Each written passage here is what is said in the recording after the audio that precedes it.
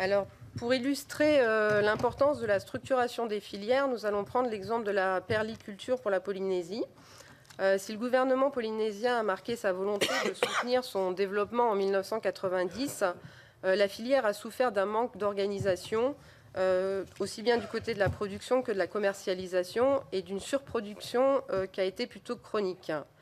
La perle s'est vendue beaucoup moins bien sur les années 2000 et la filière s'est donc structurée avec les producteurs et les négociateurs qui se sont regroupés en GIE afin de promouvoir la perle de Tahiti et de dynamiser sa commercialisation.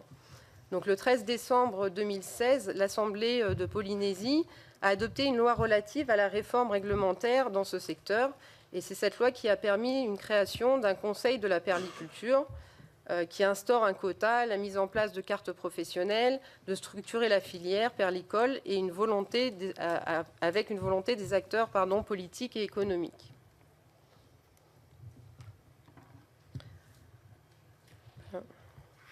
Alors, en Nouvelle-Calédonie, nous prendrons l'exemple de l'industrie manufacturière, mais je laisserai Xavier Benoît vous détailler cette filière et les leviers de croissance qui sont liés à cette filière.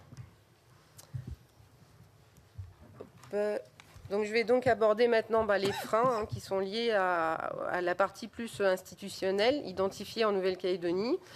Nous pouvons constater que malgré la volonté de structurer certaines filières est de plus en plus forte pour tout le monde, pour le monde aussi bien politique que le monde économique.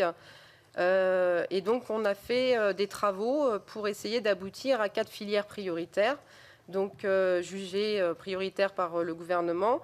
Donc, le recyclage, l'agricole, le secteur de la pêche et le tourisme.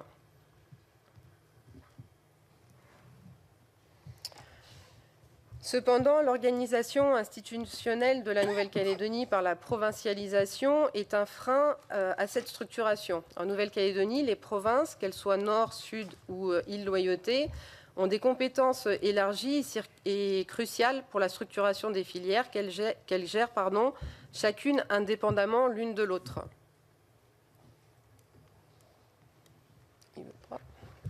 Donc, comme vous pouvez voir sur la slide d'après, hop, je vous mets tout. Ainsi, donc, en matière de développement rural, de développement maritime, de développement touristique, de réglementation environnementale, du développement économique par lui-même et de l'insertion professionnelle, chaque province est compétente et développe sa propre stratégie, alors que la Nouvelle-Calédonie dispose d'un petit marché de 270 000 habitants.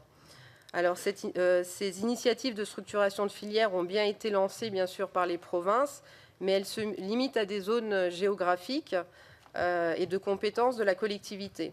En l'état actuel de cette provincialisation, la structuration des filières ne pourra se faire qu'à l'échelle ultra-locale des provinces et non pas à l'échelle du pays.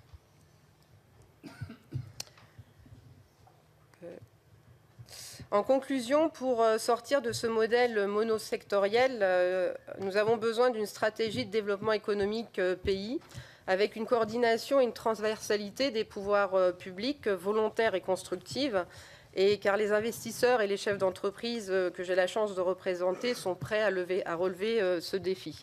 Je vous remercie de votre attention.